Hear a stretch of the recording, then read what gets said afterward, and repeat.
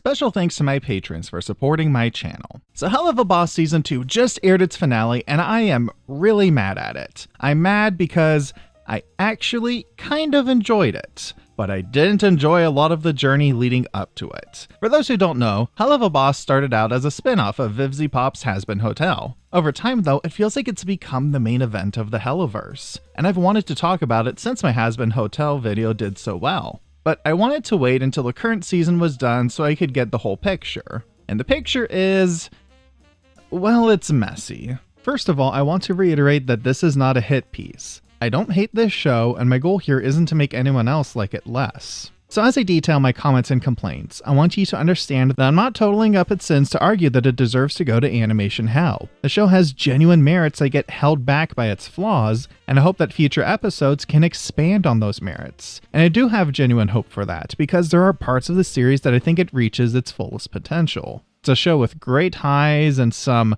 abysmal lows.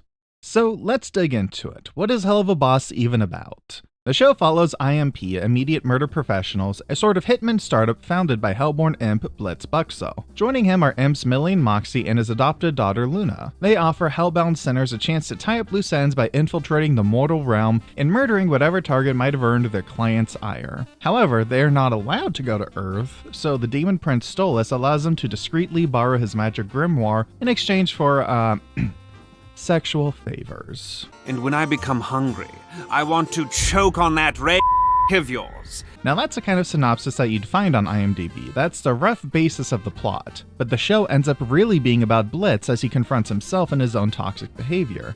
Plus it touches on themes of classism and privilege, and the elements of hell society that hold back people like him. And it also primarily follows Blitz and Stolas' relationship evolving into something more. Now if that last bit made you perk up and say, wait, hold up a second, I promise I hear you and we will get to that.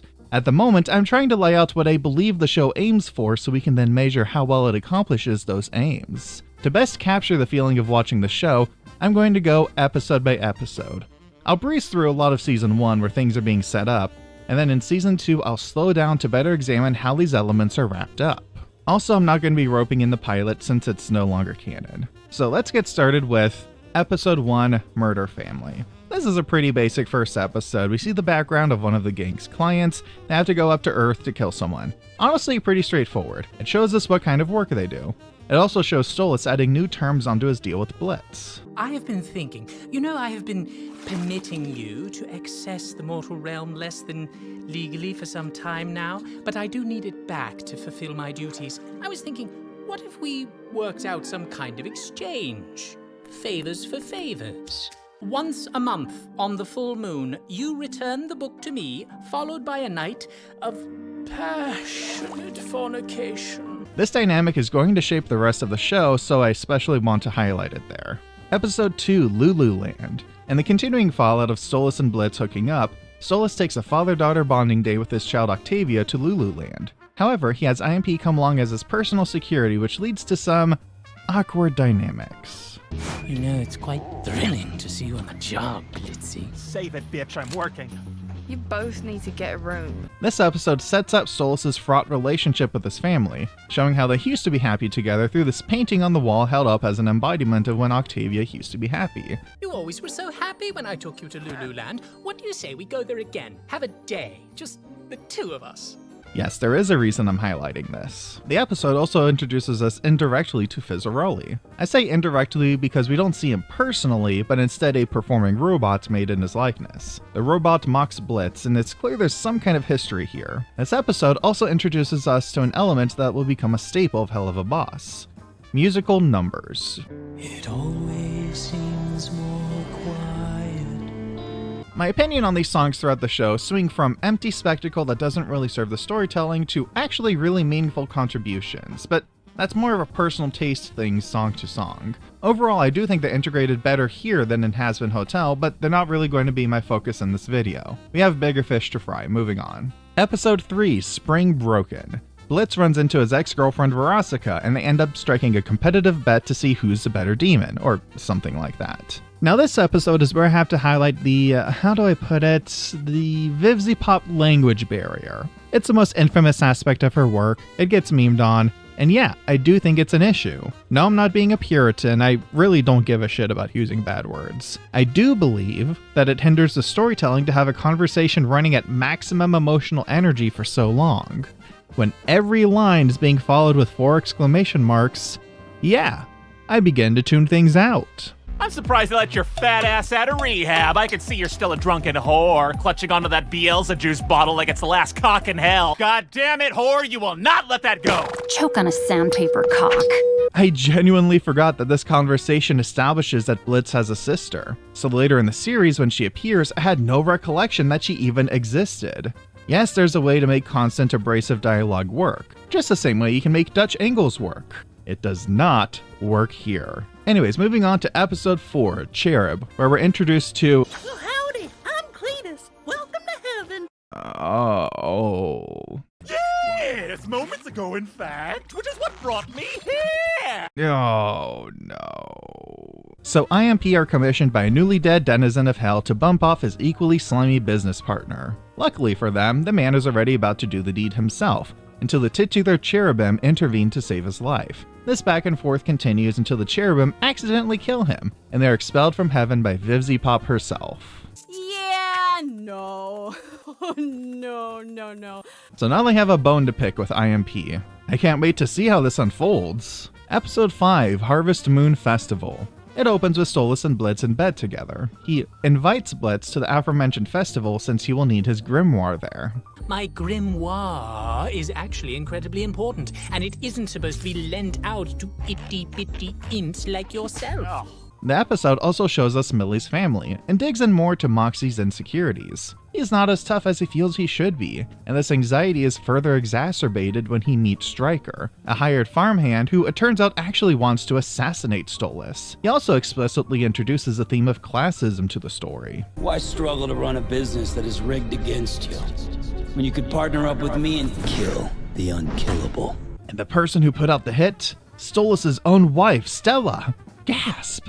Stryker will go on to become a recurring antagonist, but, well, we'll talk about him later. I think this episode does stand out as one of the stronger ones in the first season. It's got a lot of stuff going on, and it feels pretty substantive. But the more dramatic plot does highlight one major flaw that especially plagues the first season. The dialogue is really unsubtle. I generally don't like to complain about things being unsubtle because it's a subjective critique that can be easily abused. But I mean, just listen to this. Why, look at those sweet disease-ridden vermin. Their joy comes from innocence unspoiled by the burdens of adulthood. While I'm relatively concerned by your possession of this, I'm also glad my instant dislike of you has been validated. Now, just remember, your rep with the in-laws is on the line here, so no pressure at all. You totally will not make an ass of yourself in front of everyone important in your life. Go get him, Tiger. Oh. Okay, viewer, Moxie's feeling insecure now about his relationship with his in-laws. I can't help but feel through this season that it's written specifically for people to not pay full attention to it. But I know that's not true because visually the show is stuffed full of background details that act as both gags and foreshadowing. And I know we're supposed to find all of those, because when you see something that makes you think, wait, what the hell just happened? The answer is often, oh, it was on a poster on a wall in the background of a scene. Yeah, you were supposed to read all of this, didn't you know? Okay, I gotta calm down a bit. Let's move on to episode 6, Truth Seekers. A pair of agents are tracking I.M.P, starting to piece together what's going on. There's no way to predict where they'll show up next. Yeah, so within 90 seconds, the gang just so happens to emerge in the clutches of these agents and get captured. Now, one thing I'll praise this episode for is that there's a very noticeable upgrade in the animation. The climactic fight scene is very, very impressive, I cannot deny that. Just the camera movement alone, holy shit. Plus, it has a really big, spectacular musical number in the middle. I actually remember being wowed by this episode the first time I saw it. But coming back and knowing what to expect, I cut through the spectacle, and the story of this episode still feels like it's built on contrivances. I.M.P just so happened to appear right where they can be conveniently captured. The room is flooded with the gas that makes you talk about your character motivation. At the end of the episode, Stolas saves them. How did you know that we needed help? I have my ways, darling. It holds the episode back from having maximum impact. But it does establish for us more clearly how Blitz has this kind of self-loathing in him, which is important for him to begin changing himself as a character. And he does have a nice moment with Moxie. Look, I'm hard on you because I know what you're capable of, Mox. You care too much about what everyone thinks, except for me, because, you know, my opinion is correct, but just keep doing a good job. Okay. And also, I love the sequence here, where Stolas unleashes his demonic power on the agency. Reanimating the corpses and having them draw a sigil with their own blood. That's a nice touch. Plus, we now have another antagonistic force on the scene. That's 3 episodes in a row now introducing new antagonists. I can't wait to see what happens with all of them. Anyways, let's move on to Episode 7, Ozzies, which was the season finale for Season 1, despite there being an Episode 8, because Episode 8 got delayed 2 years because it was mired in legal trouble because Kesha's producer was being a piece of shit. But again, we'll get there when we get there. Moxie and Millie are planning the 1-year anniversary at Ozzie's, the Lust Rings Premier Lounge. Blitz, of course, has no respect for their privacy and wants to stalk them, but the lounge only allows couples in, so he hits up Stolas for a favor. Now, I've heard people say that this is one of the best episodes of the show.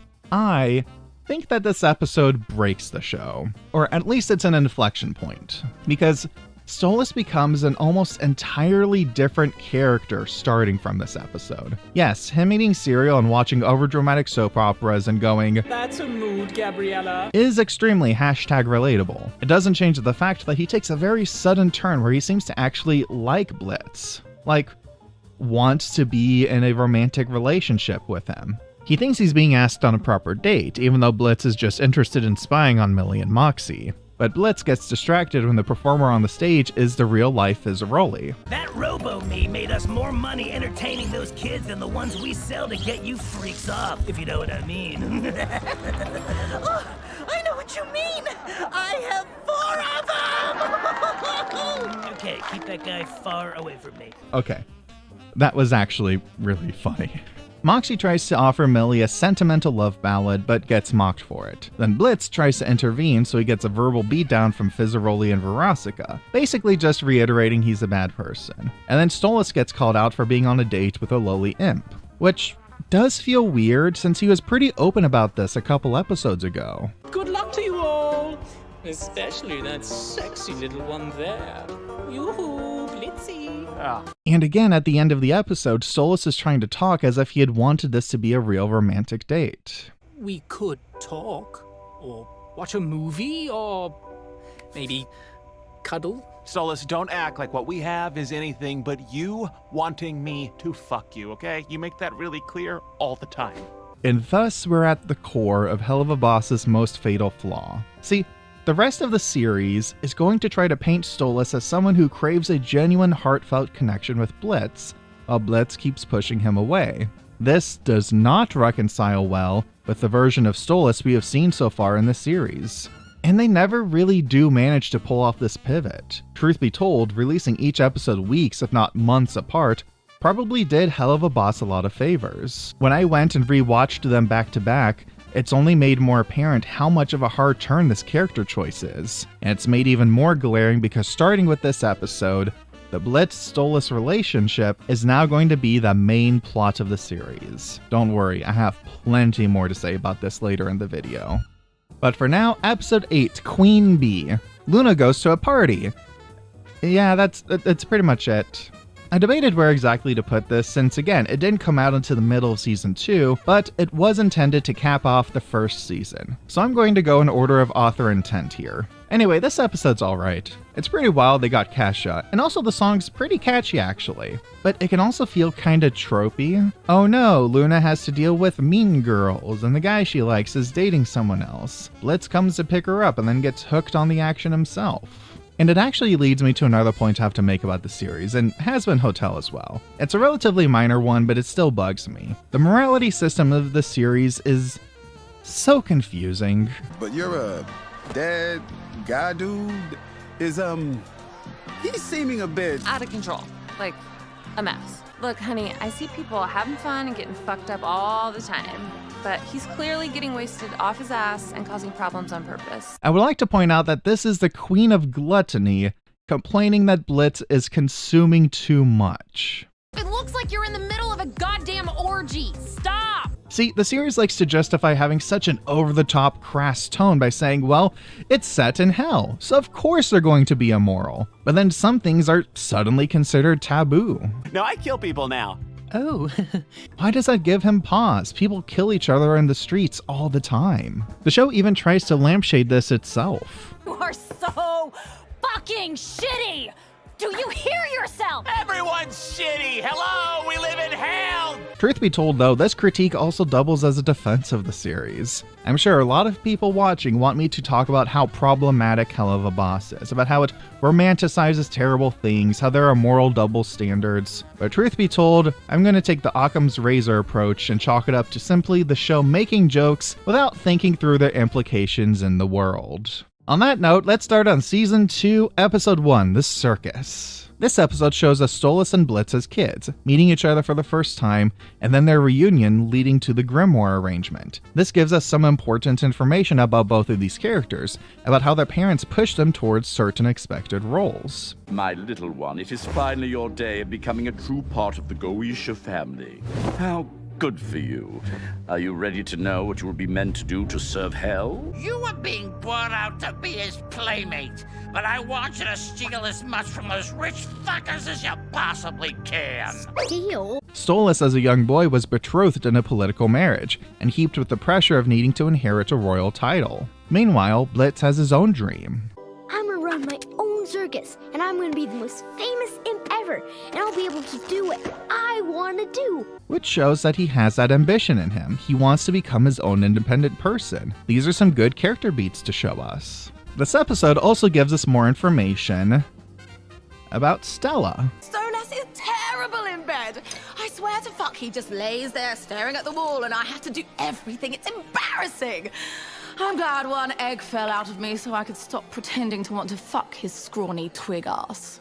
And this begins to change the dynamic she has with Stolas. See, we already knew they didn't get along well, to the point where she was trying to kill him. But at the same time, he was flagrantly courting Blitz, so her reaction seemed, well, not reasonable, but reasonable by hell royalty standards. Basically, they both shared fault. However, the show seems intent now on painting Stolas as a good guy. See, he never actually pressured Blitz into sex, it was just a misunderstanding. And by making Stella openly cruel and awful about Stolas to others, he seems more justified in wanting to be rid of her. Which is really weird to see when previously in the show, we were painted a picture of there being at least some shared positive feelings in the family.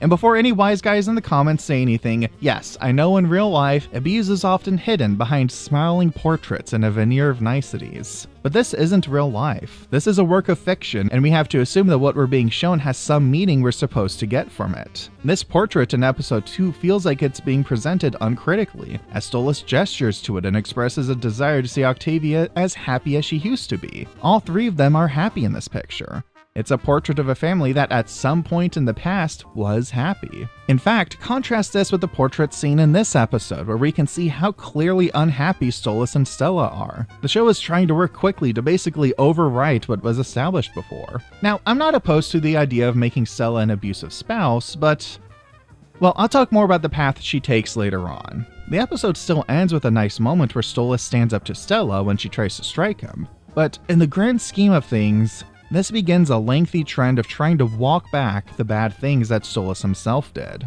Episode 2, Seeing Stars. Oh, this episode's a tough one. So it opens with a nice animated sequence of Stolas telling a young Octavia about a meteor shower called Azathoth's Tears that happens only once in a millennium, and he promises to take her to see it. However, when the time comes, Stolas is again butting heads with Stella and is distracted, so he brushes Octavia off.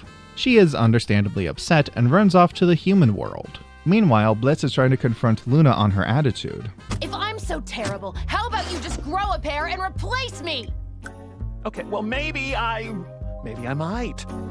What? Okay, so we have some conflicts being set up. That's pretty good. And then, the middle half of the episode does not address these conflicts. Instead, they get to Los Angeles and split up and get distracted with utter nonsense that has nothing to do with the actual conflict. Oh wait, sorry, my mistake. At the end of this long, nonsensical plotline, Blitz clumsily draws a parallel with his relationship with Luna. That completely legitimizes all the bullshit that sidetracks the team from this mission that they keep stressing is extremely important. Maybe it's mean to contrast this series with one of the most beloved cartoons ever made, but let me bring up Gravity Falls as a counterexample here. In the episode Boss Mabel, everyone gets sick of Stan being a jerk, and so Mabel takes over intent on being nice. But she finds out that sometimes being a leader means having to be a jerk for the greater good. Now, like Seeing Stars, each of the main characters gets some side plot in the story, but each of their mini-quests are directly linked to the central thrust of the narrative. They're each doing something that Stan didn't allow them to do, and it's having negative consequences. So at the end, when they all implore him to take over again, it feels earned. It all stays focused. This episode didn't have Dipper suddenly go on a random buying spree of street art just so that he has something to do. That would be extremely uneconomical storytelling. This is actually why I don't buy the idea that Hazbin Hotel's breakneck pace was solely because of the 8-episode mandate. They wanted to make the story better, but the big mean studios didn't let them. Helluva Boss is distributed on Vivziepop's personal YouTube channel and is entirely funded by Patreon money and merchandise sales. The only stakeholders the show has to answer to are the fans. They have complete creative control. They can make each season and each episode as long as they want, and the same problems still exist. Important payoffs will have weak setups. Important seeming setups will have weak payoffs. Details feel fuzzy. The episodes are overstuffed and rushed, and it harms the storytelling of the series. And truth be told, I was kind of surprised to see this chunk only lasts for half the episode's runtime. It throws so much stuff at you so fast that there's no room to process anything, and it's exhausting. So? Look, everyone! It's Hollywood star Brennan Ragers! The fuck is a Brendan Ragers? Oh dear. Yeah, that's a cute joke and all, but I didn't get a chance to see what it said the first time around. My friend DM said the show feels oversaturated, and honestly, that's the best descriptor I can think of. Okay, I had to rewind this clip here 3 times to even get what's going on. So Luna's been doing a big load of nothing this episode, but she sees this selfie from Octavia. Then she looks down the street and decides to stop doing nothing and goes running. But I had no idea what was prompting this, what she was even looking at, until I finally realized something. See, my mistake was, I thought because Luna was looking in this direction, that she was looking in this direction, at the sandwich board man or the shop sign. But actually, she's looking at the house at the end of the street, which matches what Octavia took a picture next to recently. The visual storytelling of the series really doesn't work at points. And the episode tries to end with a heart-to-heart with Luna and Octavia, but nothing that has happened here built up to it. Even her reconciliation with Stolas here feels hollow. Try to cut your dad some slack. He may not always get it right, but he's trying. He literally forgot about his daughter because he was too worried about whatever the hell happened here. Also, I know there's a lot of discourse about this moment with Luna here, but you might have noticed I haven't really mentioned her yet at all in this video. And that's because, despite being a central main character, and despite inspiring some, admittedly, great art, Luna is not really relevant to the overall story of Helluva Boss. Seeing Stars is the 10th episode of this 20-episode series, and after this episode, her contributions to the series are being part of the team in the full moon, and then bit parts here and there if she even appears in an episode at all. I can articulate everything I want to about the series without digging into her character, and frankly, the script is too long already. I just had to explain myself there. Anyways, yeah, if you haven't picked up already, this episode is a mess. And it feels like the moment the seams holding the show together are starting to pull apart. It's just so, what's the word? Oh yeah, frustrating. Well, hopefully the next episode will be better. Episode 3, Exes and Ooze. I.M.P are summoned to a criminal boss's office, and he turns out to be Moxie's father. Yes, Moxie has a history with the criminal underworld, and it turns out his father, he's not a very nice guy. You think you're gonna just get to walk away from this family and never come back? You're dead wrong, Mox! But Moxie can still be a useful pawn to him, and orders him to marry... What is up, party people? Let me me get something clear. I don't really spend my energy hating fictional characters. I mean, there's villains that I love to hate, but that's just it. I would still say I love them as characters. There's characters that I dislike, whom I believe make the stories worse or even annoy me personally, but I've never been one to hate fictional characters. And then Vivienne Medrano brought Chaz into the world. Yes, I know he's supposed to be insufferable. He's insufferable to the other characters as well. But that doesn't mean I want to see him with so much goddamn screen time. He's not funny, he's not charismatically evil, he's just an annoying piece of shit who is basically the worst tendencies of the series writing all rolled into one foul package. Well, I'm the whole package, if you know what I mean. I got a big dick. You know, as an aside, you can't get upset when people write you off as the cartoon that says fuck a lot, and then have a very serious and grim conversation take a turn like this. Come on, Mox. I even went through the trouble of making the house more to your kind's liking.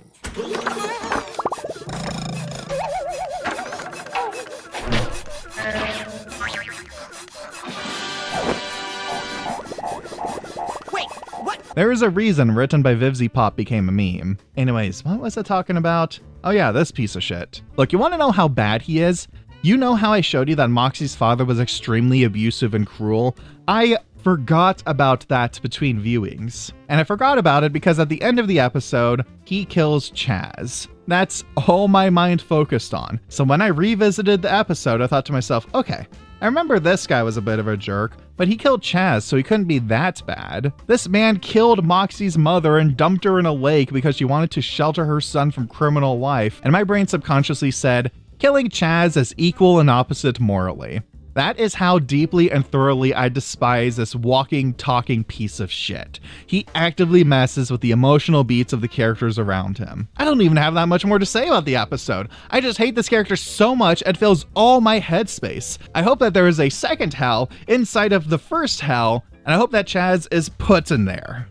Okay, the next episode has to be better. Episode 4, Western Energy. Hey, Stryker's back. He kidnaps Stolas and drags him off to kill him. Millie and Moxie have to go get him back in this high-stakes episode. And also, Blitz has to take Luna to the vet, and that takes up a lot of screen time. In fact, it takes up so much of the episode that in the middle of the climactic fight with the returning villain, we have to keep cutting back to the epic battle of Luna getting her shots. The episode emphasizes really early on that this isn't just some random silly billy trying to kidnap Stolas like earlier in the show. This is a serious escalation. Don't worry about your lanky birdie. He's in good hands. Oh, shit. Am I in danger right now? So, you know, as he's being tortured and blood is being drawn, as he's crying, I don't really feel like cutting to this. Welcome, Bingo. And this must be tuna. It's a tone killer. Also, we have to talk more about Stella. I mentioned that in the first episode of the season, she's made more explicitly evil. I believe to make Stolas more sympathetic. And it gets even worse here. Now, not only is she really cruel to Stolas, she's also really stupid, so petulant that she threatens her own pursuit of power. I say we bide our time and wait for the chance to gain the upper hand. Oh, but I want him dead so badly! She's pushed so far along this path that she's no longer capable of being an antagonistic force on her own. Her role in the show is about to be co-opted by Andre Elphys here, who's her brother? And he will be in time, my fiery vixen. Oh my god. They made this man a Crusader Kings player. But to refocus on Stella, I feel like her character's ended up shortchanged. If you really want to, you can make her malevolent, but still keep her an active character in her own story. Instead, she's rendered one-dimensional in order to justify Stolas's actions. After all, you did cheat on the poor thing. Surely you owe. And Dreelfus, cheating implies there was a betrayal. This woman never gave two shits about me or our very much arranged marriage. As far as I'm concerned, this divorce is far overdue. It really feels like the show's trying to retroactively tweak the details of Stolas' relationship with Stella to take more and more of the fault off of him. Yes, Stolas slept with someone else while he was married and keeps openly parading his relationship about, including in front of his own family, but we swear he didn't do a shitty thing. And to achieve this, Stella ends up becoming so overly unpleasant, and even worse, stupid, that she's paradoxically defanged. Like I said, from this episode onwards, Andre Elphys ends up pushing this conflict forward, and Stella is forced to take the back seat to his actions. Stella's development as a character is sacrificed on the altar of making Stolas' actions more palatable. For a show that boasts how fucked up its characters are, it's strangely averse at times to letting them be morally complicated. And speaking of characterization that doesn't work for me, at the end of the episode, Blitz sees Stolas getting rushed into the hospital. Stolas got what? Ow. He can get hurt? Later that night, he texts Stolas wishing him well. Stolas thanks him and invites him to visit. Blitz starts texting back, and then doesn't reply. And I wish I felt something. I know the soft emotional music and the little pedal fluttering down atop the phone is supposed to make me feel melancholy and angst between these two, but I just don't. I don't feel Blitz being emotionally connected to Stolas in this way. I have to move on now. Okay, I am positive the next episode will be better. Not too bad. Really, sir? No, not really. You're a fucking disgrace. There's no way to sugarcoat this. Season 2, Episode 5, Unhappy Campers is bad. It's really bad. Blitz is searching for someone called Barb, who apparently has checked out of rehab. He has his usual exchange with the nurse there. How? This is... Where the fuck did she go? Yeah, like I'm gonna tell you, ass clown. You know I kill people for a living, right, bitch? Oh, I'm so fucking scared. Blitz proceeds to spend the rest of the episode searching for this person who, spoiler alert, turns out to be his sister at the end. With the ultimate payoff being that she also hates him and doesn't want to see him. I think I get it. This guy's not well liked. Anyways, as that occupies his time, he leaves Millie and specifically Moxie to handle the next job. Moxie takes this very seriously, plotting out cover personalities for them, getting ready to lead an investigation to figure out who the murderer was. Hey, Mox! Check out that shady-looking fella over there. I think that's our guy. No, that's definitely him. That bag's full of money and drugs and what looks like a drill one would use to poke holes in a boat. Now he's looking around and heading into that locked boathouse we heard about. So, yeah, they already have the clues to solve it. But Millie feels bad about all of Moxie's hard work going to waste, so they stick around to do things his way. Okay, maybe this leads to some fun stuff happening. I'm Maxine. I'm the prettiest girl at my school, and all the boys want me. So Moxie fails to get any traction with the kids, but Millie becomes really popular. This makes Moxie feel sad and dejected. Even when Millie tries to explicitly shift the spotlight to him, he completely fumbles it by being stupid. Oh.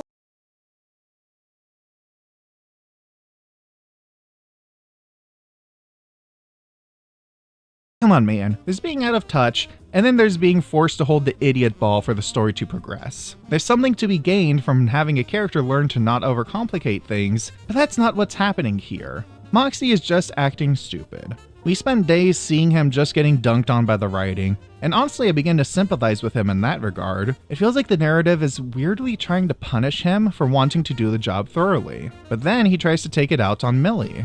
Oh, look how talented Millard is! We have a job to do, and you're off dancing for views. And that does not feel in character for him. But then she replies with something else. And for once, I feel like I'm important. Like I'm somebody to be proud of. Wait, is this a thing she's been grappling with through the series? I thought she was really well appreciated by those around her. Later in the series, we find out in a flashback that she even won some rare compliments from Blitz of all people. This really pisses me off. With all the intentionally acerbic characters in this series, Moxie and Millie were one of the few dynamics that felt actually pretty wholesome. It was something to hold on to. Now, this episode has to rip that apart because Millie has a character conflict she shouldn't have. Moxie is forced to be an asshole out of character in a way that doesn't even address how he is being unfairly treated by the narrative, and a plot that isn't funny or engaging and doesn't even need to be happening because they already know who the killer is. No, I can't do this. I can't. I'm done. Stop the video. I'm serious. I'm done. I don't want to talk about this fucking series anymore. I changed my mind. I do hate this show. I hate it with every fiber of my fucking being. I'm going to go back in time and kill Dante Alighieri so that he never writes Inferno, so that I never have to think about this show ever again. What is that music?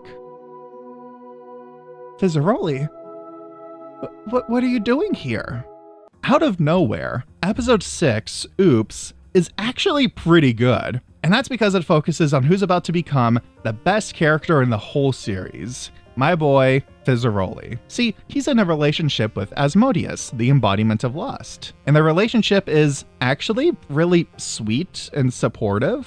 Fizzarolli wants to go out on his own, but Asmodeus worries that it could be dangerous. Lo and behold, Fizzarolli and Blitz are kidnapped and held for ransom by a team-up of Crimson and Stryker. As they try to find a way out, the two former friends bicker and exchange barbs, but they begin to reveal more things about their characters. And then they really get to the root of the matter. After what you did to me? I didn't do anything. It was an accident. An accident? Now, of course, I have to complain about something, and this feels like a really rushed way to deliver this backstory that's been built up to and foreshadowed for a while. We get Blitz and Fizzarolli's falling out, the origin of Fizzarolli's white scars, the origin of Blitz's white scars.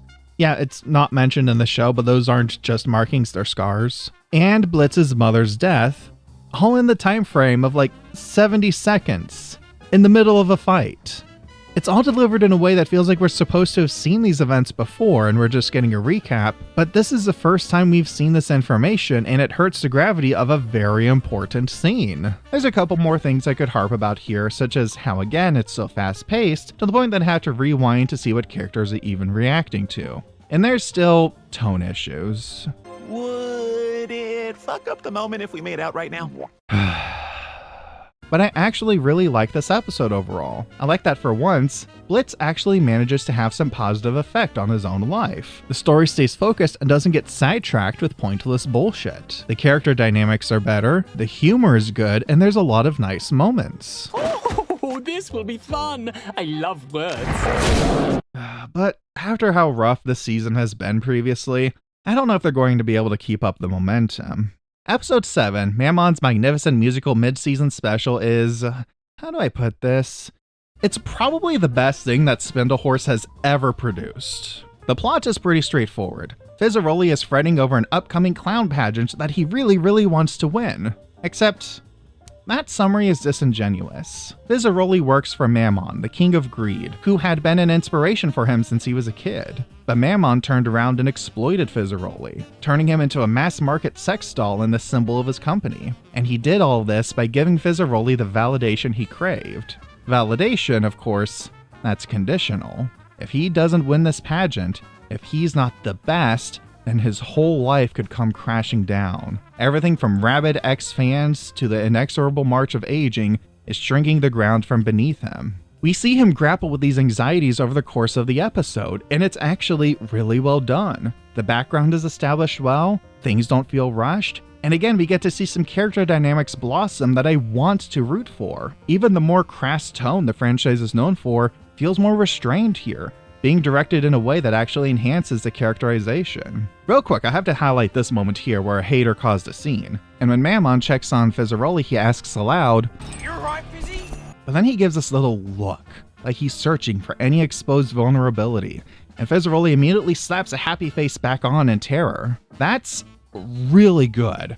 That kind of subtle expression is really hard to capture in animation, and I really have to hand it to the team there. I feel bad to have this more positive section be so short, but honestly, I can't even really nitpick this episode. For 30 glorious minutes, it feels like the full potential of this series is being realized. I'd go so far as to say that if you don't like Helluva Boss and stopped watching it, it's worth trying this episode as a standalone. It's just that good.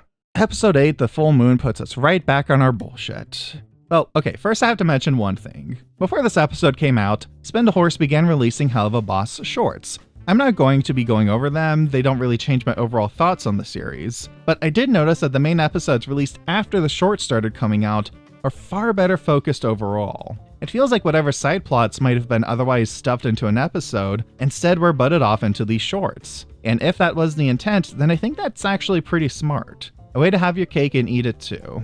Anyways, back to the episode. Blitz and Stolas have another appointment tonight to get it on. But Stolas is planning to offer Blitz a crystal that will permit him legal travel to Earth and back whenever he likes, thus removing the hold that Stolas has over their relationship. Meanwhile, Blitz realizes that Stolas has been asking for sexual favors less and less, and fearing that he's become boring to his benefactor, he goes on a shopping spree to spice up their night.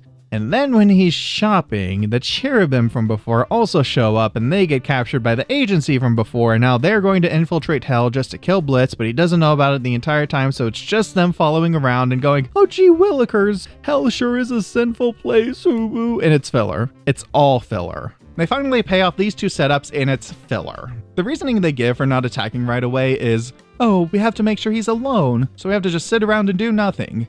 And then they never make sure he's alone, because when they do attack, I.M.P shows up to stop them. These stupid ass sheep and stupid baby are lame secondary antagonists, and the agency people are even worse because at least the cherubim did something in this episode. The only other thing we've gotten from them is an appearance in one of the shorts. I really hope we get some better screen presence from them in future episodes, and Crimson for that matter. There's too many secondary villains and too little for them to do.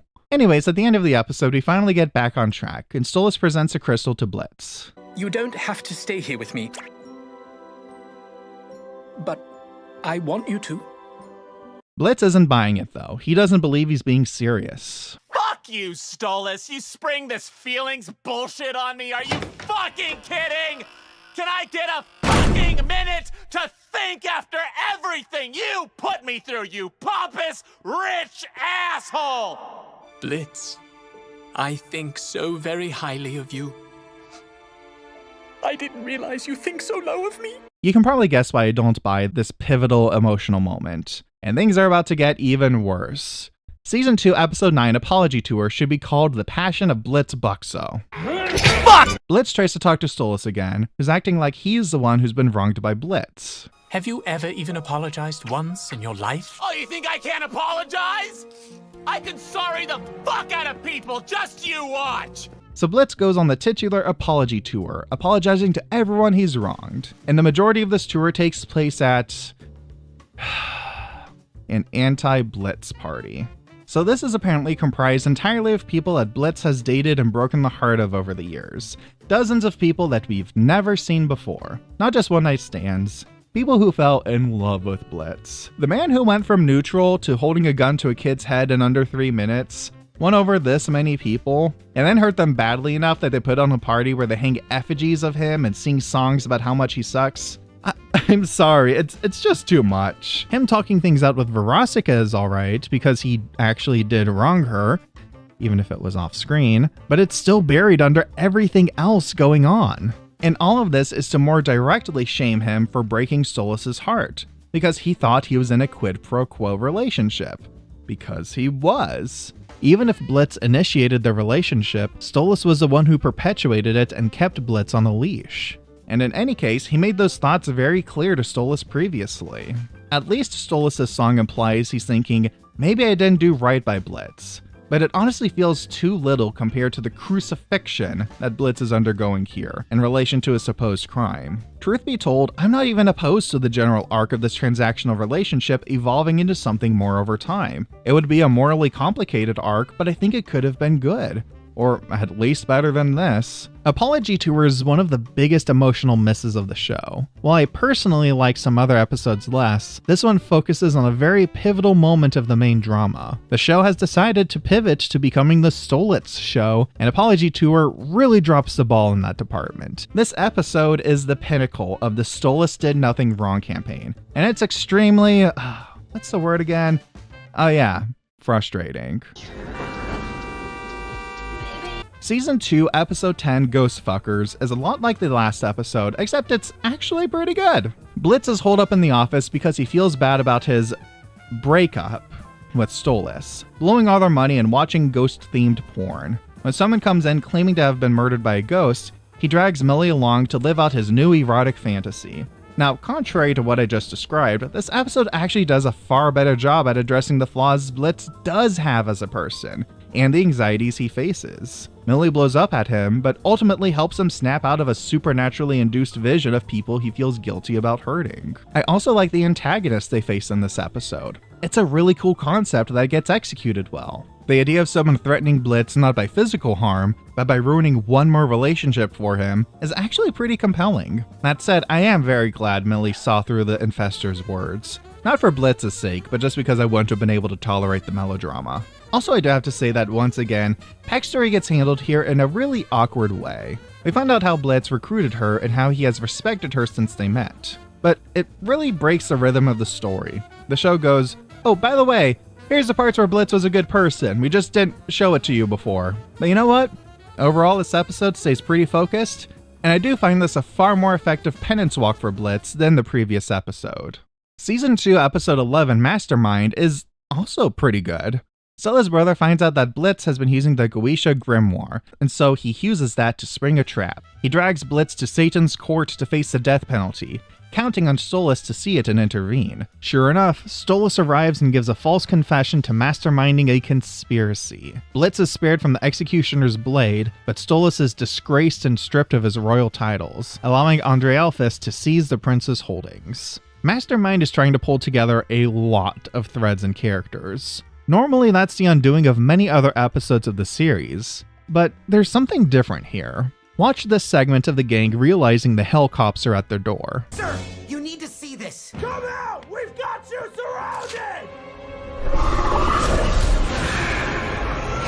Did you feel that?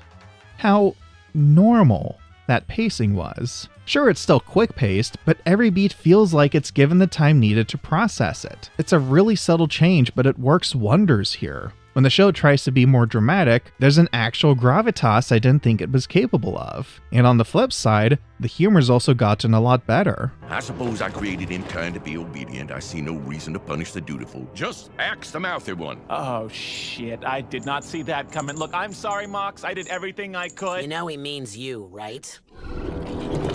Fuck me. The theme of classism also shows up here. Yeah, remember how I mentioned it way back there? That's because it hasn't really been a thing through most of the story. Showing up in the power differential between Stolas and Blitz, but with little being said about it.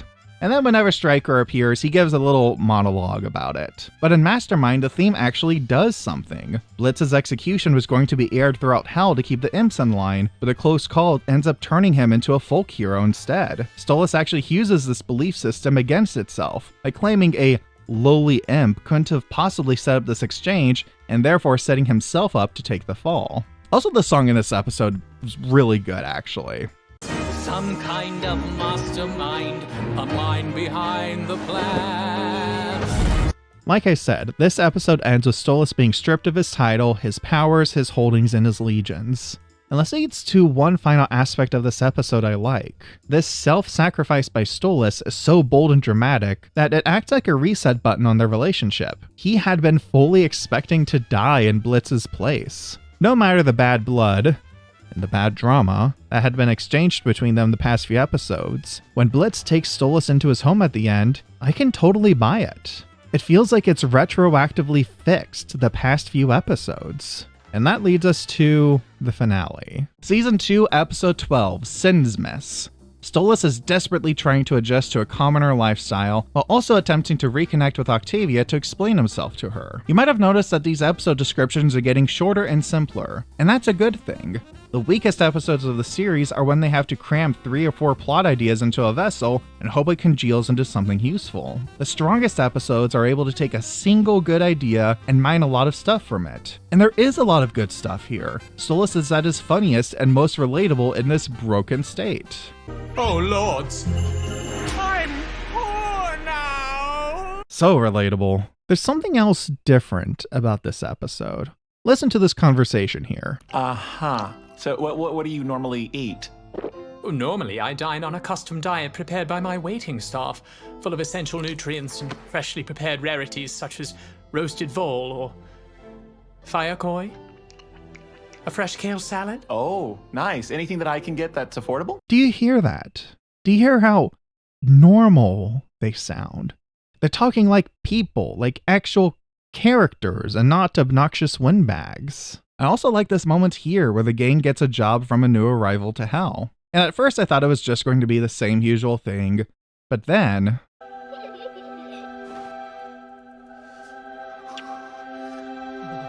Sir, this may be out of turn, but I feel like this one isn't worth the money. Something has changed in these past few episodes.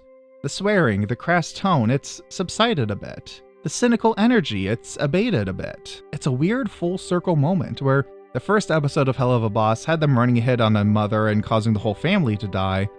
Here, they can't do it. They won't do it. And I can't help but wonder if that was an intentional parallel, that maybe the show's actually planning to change its trajectory a bit. And then later in the episode, Stolas finally gets a chance to talk to Octavia, but she doesn't say what he wants to hear. You have always been the only good thing in my life. So does that mean you just stayed miserable because of me? Was I some fucking obligation? Is that why you didn't even hesitate when you got a chance to leave? I'm not going to lie, this was actually pretty emotionally gutting for me to see. From Stolas' point of view, it's clear that he does care about Octavia, but Octavia is also very justified in her anger here too. Yeah, Stolas didn't think through what saving Blitz would cost him, cost them as a family. Those consequences fell on Octavia, who didn't have any say in it. So here we have a situation where Stolas wasn't wrong to save Blitz's life, but Octavia also isn't wrong for being angry at what his choice cost them. And this wasn't accomplished by her suddenly spouting a backstory we've never seen before. She looked at Stolas' actions and reacted accordingly. That's the basis for good drama, and we're finally getting it here, and it's good.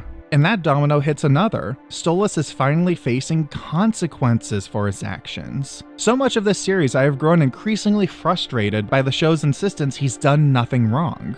And to be clear, it's not out of a moralistic need for a show to call out the negative actions of its characters, goodness no. But it has felt like his actions weren't having any traction on the world around him, because the world refused to react. Now it's finally pushing back. His seemingly selfless choice to save Blitz's life has cost him his relationship with his daughter. He is messed up badly. The only thing holding the finale back from true perfection is the climactic fight. Because again, Stolas doesn't have the same history with Andre Elphys as he does with Stella, and having him defeat Stella, even if not permanently, would be far more narratively satisfying. But you know what? I can't even complain that much about it. Of course, the finale does end with some teases for the next season, like Millie discovering she's pregnant, but it also carries a certain air of finality, like we've reached the end of a chapter. And as the two of them sit on a balcony on Sinsmas looking over Hell, Blitz suddenly invites Stolas to dance. And I felt it. Against all odds, despite the fact I have detested this relationship for 90% of the series, I felt something here. And that's what frustrates me. I was planning to check out of the series after season 2, say my piece and be done with it, expecting to, at best, find it tolerable. That's what the general trend had indicated, but I didn't expect to be suddenly won over by the last 2 episodes. I didn't expect to find myself invested in what the next season would bring. Maybe they're learning and getting better. That's what the point of this video is, after all, to hopefully lay out the elements that keep me from enjoying the series fully, and maybe see some of them fixed. Maybe the next season will be full of episodes on the level of Mastermind and Sinsmas and the Mammon mid-season special. I have hope that Helluva Boss is on the path to getting better. So you know what? I think I'll stick around. But if the new season starts and it's bad, I am never watching Vivziepop again!